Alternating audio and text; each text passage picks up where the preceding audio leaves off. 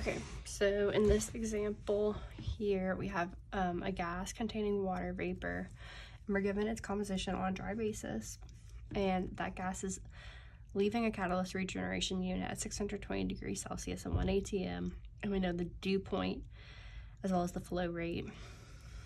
And so valuable solid catalyst particles entrained in the gas are to be recovered in an electrostatic precipitator, but the gas must first be cooled to 425 degrees Celsius to prevent damage to the precipitator electrodes. So we cool it using spray water at 20 degrees Celsius. First, let's draw this out. So this is a pretty simple version of what's happening here in this process. So we have some number X of moles per hour leaving the catalyst regeneration unit, and that's at 620 degrees Celsius and 1 atm. And then we have some flow rate here, which we're trying to solve for, of water, which is going to result in us cooling this process stream to 425 degrees Celsius.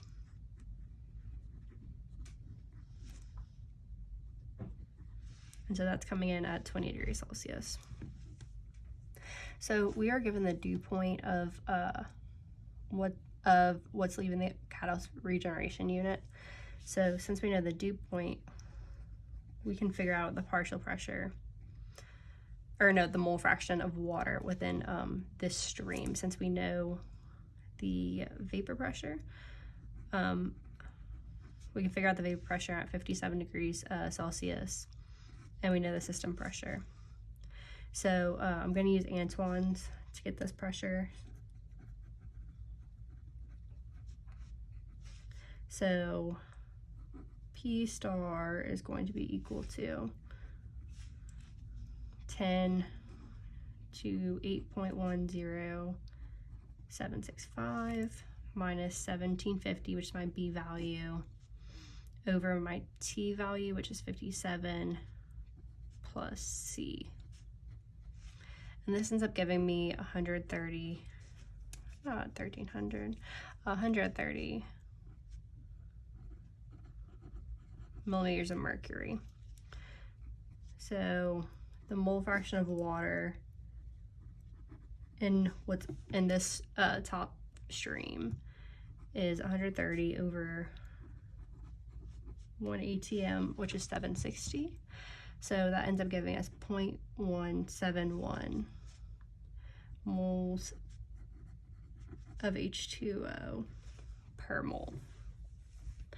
Now we can use this flow rate here to figure out how many moles per hour we're putting through here.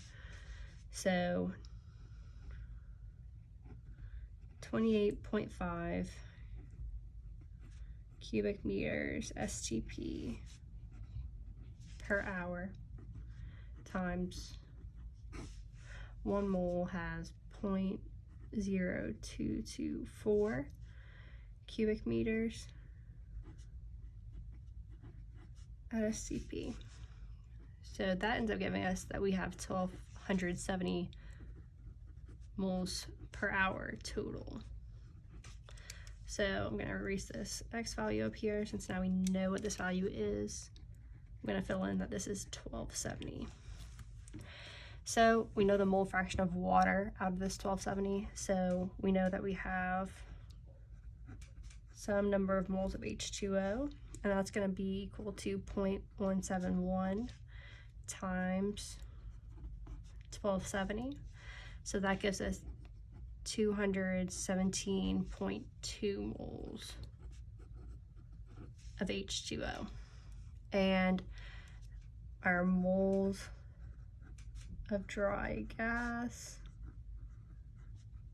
is going to be 1270 minus 217.2, which is our water. So that gives us 1052.8 moles of dry gas. And we were given the composition of the gas on a dry basis. So using these percentages up here, we can get the flow rate of each component.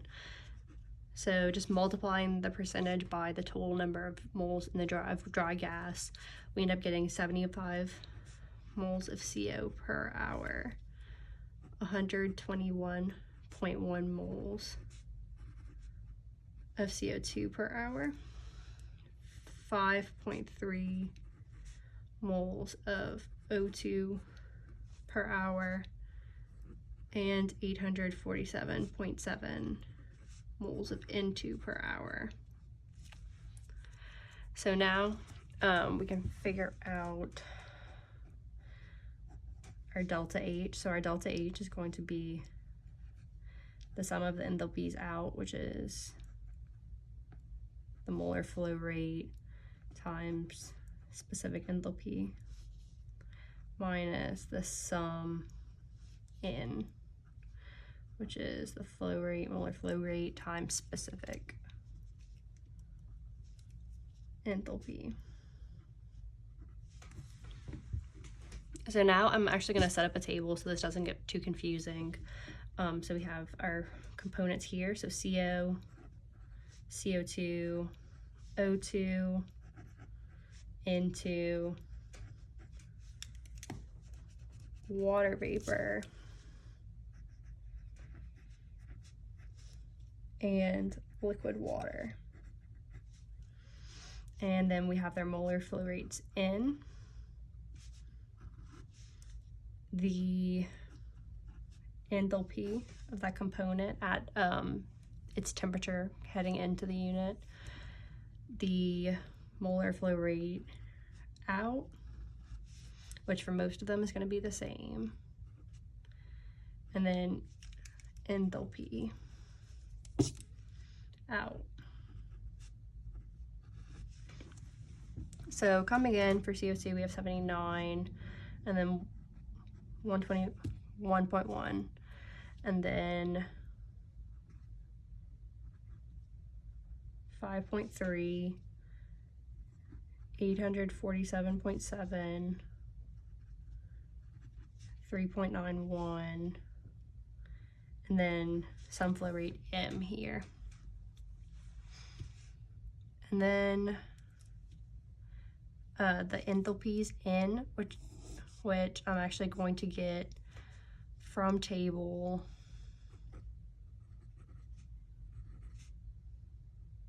B8.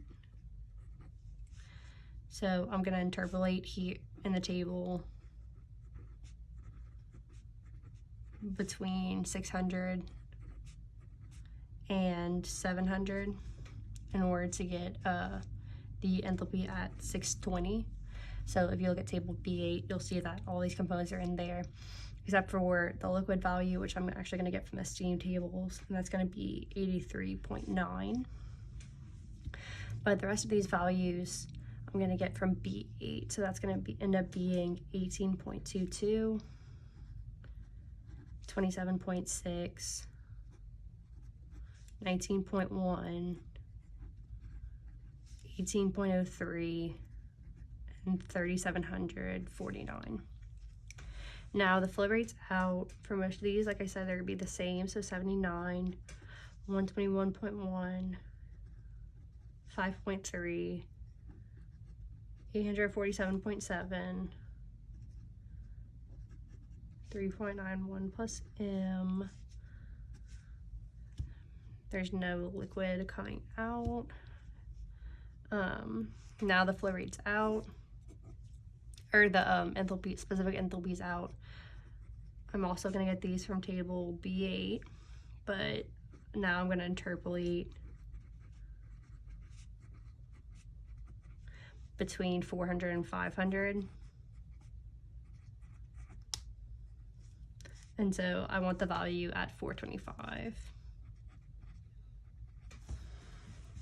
And this is going to end up giving me 12.03, 17.6, 12.54, 11.92, 3,330, and then none here. So now I can finally plug into this equation, and so delta H is gonna be, this is gonna be a couple lines. So it's a sum out minus N, so 79 times 12.03 plus 121.1 .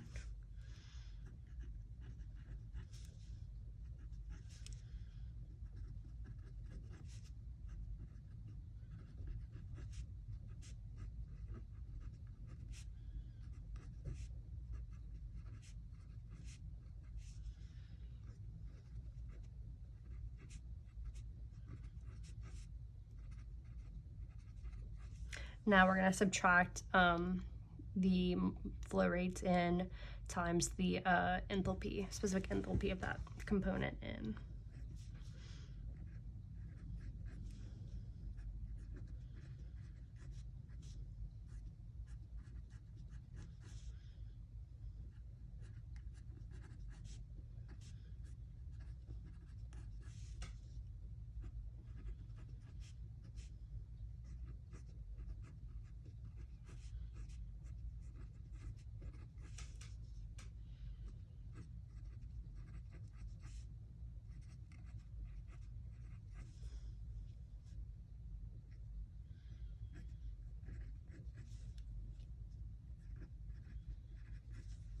Okay, and when you factor all of this out, we end up getting that delta H is equal to negative 8,504 plus 3,246 M, and this is equal to 0.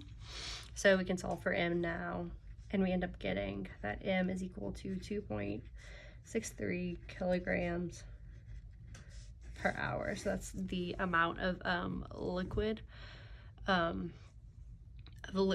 water that we have to use in order to cool this entering stream.